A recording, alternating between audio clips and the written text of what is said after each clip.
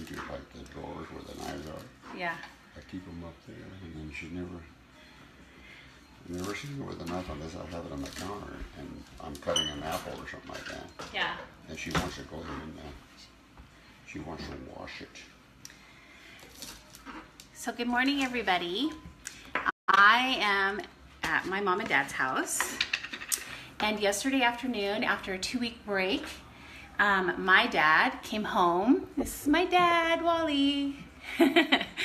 And I'm just going through with him this morning what I do for mom in the mornings. And we're just going to kind of go through all these steps together so that he can do coffees and things for her in the morning. So this is the coconut oil. I usually do a full tablespoon in the big mixer. It was a really emotional homecoming for everybody, for Daddy to come home yesterday after his little break. And then this is the CoQ10, so I do the same thing. I just do a teaspoon of that. Ooh, a little bit more apparently. I'm glad you warned me that the curcumin stains things. Kind of remind me of the concoction that my mother-in-law used to make. Yeah, I was really surprised at how much it can stain things. So he's chopping vegetables for her breakfast. And I just wanted to, while we're doing this, I just wanted to talk about everybody who has reached out and asked how they can support our family. And, you know, when you're a caregiver, one of the things that happens is you get so immersed in what you are doing day to day that the outside world kind of disappears a little bit. Chop this up. Yeah, so just take this part out. Take this in around, just cut. Yeah, you don't want that part in there, the fibers. Okay.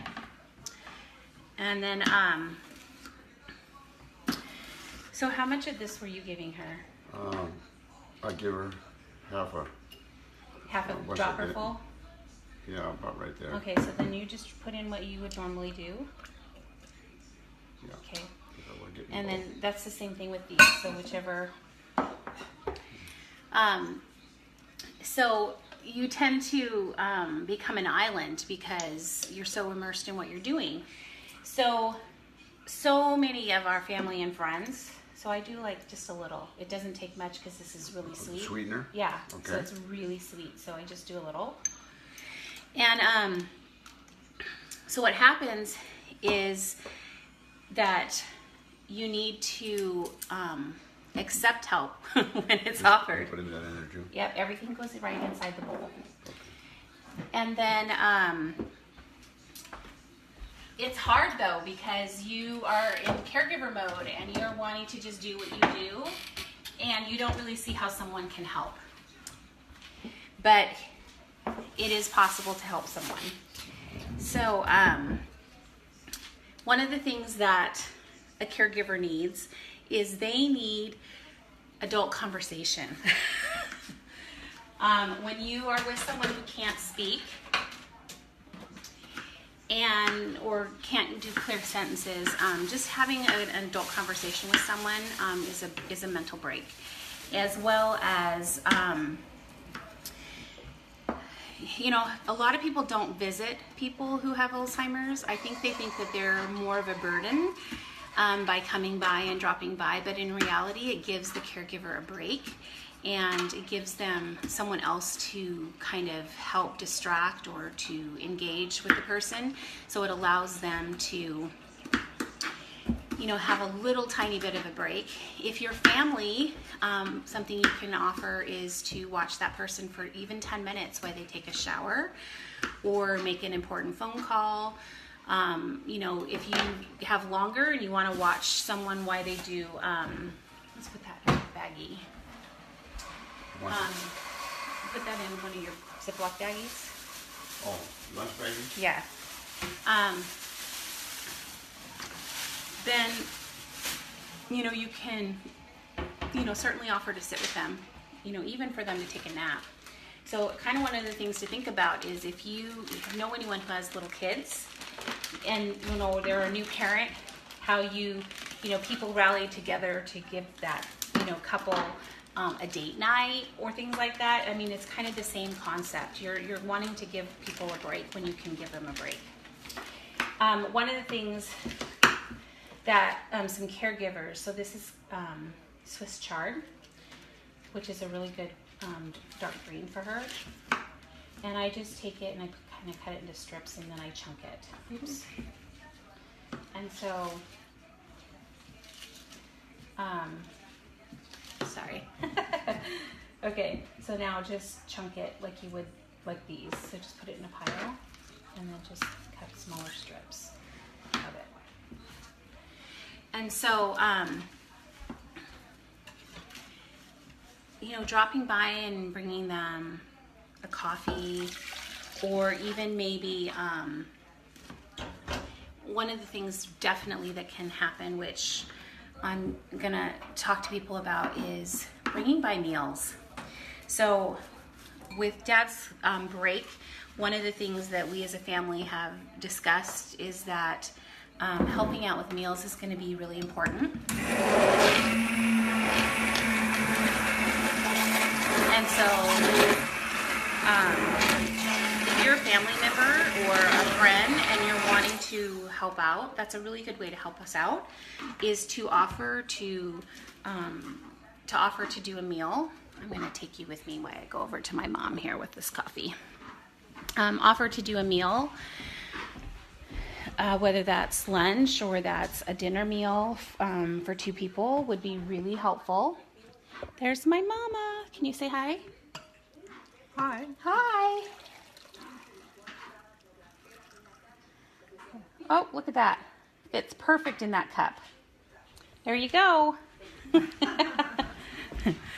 And I'm definitely going to be working up a meal plan so that my parents are not covering every meal. I will be spending a lot of time here while they to do meal prep for them. So, if you want to be part of that and you want to assist, I'm more than happy to, work an occasional meal into the schedule, both for relief of him and me. So we've agreed, Dad and I, that the Alzheimer's journey is important, and for people to understand it is important because, all right, Daddy, we're gonna get her eggs going. Okay.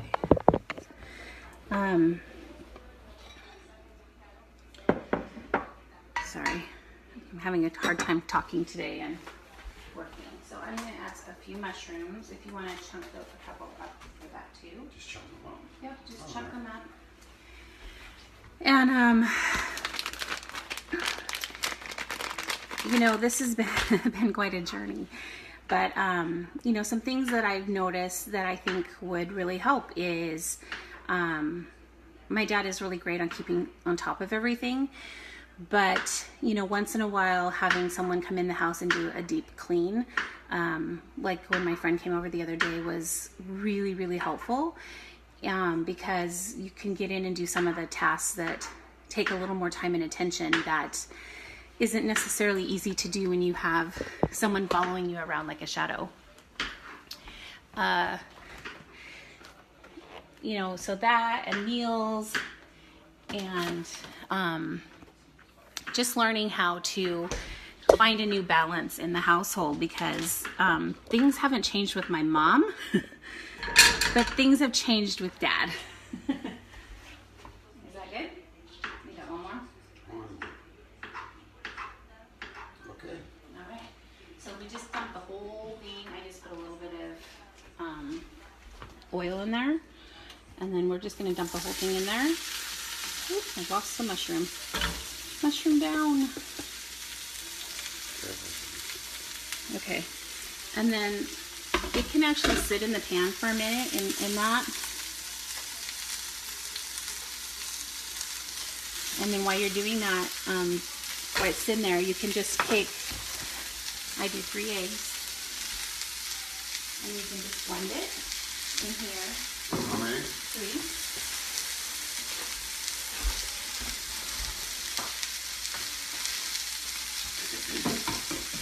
So my dad is not a cook. my whole life my mom was the cook, so dad does a few things in the kitchen, but we're gonna actually like be making meals and finding out shortcuts and things to do so that mealtime is easier and also meets her dietary needs and everything that she needs to make sure that you can whisk them or use the blender. You can use the blender. You mix it? You do one more.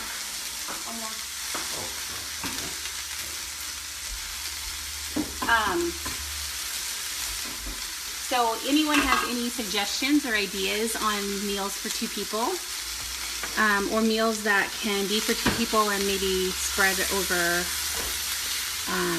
a day or 2 by making a slight change to leftovers would be great. I would love that. You can private message me and I will add it to my rapidly growing collection so that we can make sure that their meals are covered. One of the things that's happening today, which my niece should be here, but I can go back in the fridge, is my niece is coming to do Mom's bathing ritual. So they don't have to like really cook a lot. So you've done, I mean, that's plenty for what we've already done. And then you just pour the eggs over the whole thing.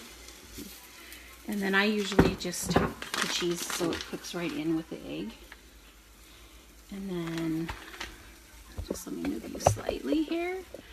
And we'll have to, when we go shopping, we'll have to get you more seasonings because you only have salt and pepper. I looked all over your house. I couldn't find anything.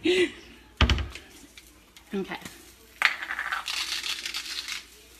And then we're just scrambling it because it's the easiest and it's easier for her that way to eat it because she can just pick up bites. So then it's just keeping it in movement on the stove while the eggs continue to cook. Okay, so I lost my train of thought where I was at. So we're doing her bathing ritual, which bathing is a really big issue for people with Alzheimer's, and it becomes one of the major concerns. So for bathing with my mom, Danica comes over, and it takes her anywhere from a half hour to 2 hours, depending on how much my mom is willing to work with her. It is not a fast process. You have to be really patient, and every step it's can I wash your hair now? Can I wash your feet now? And you have to, like, if they don't want you to do it, then you distract them and do something different. And then you go back to what it is you're looking for. So it's really quite the process. And, some of the things that Danica has taught me already is, that you just have to really, it's patience, and then it is distraction. And then it's going back to what you wanted done, because 9 times out of 10 they'll have forgotten that you've already asked if you can wash their hair.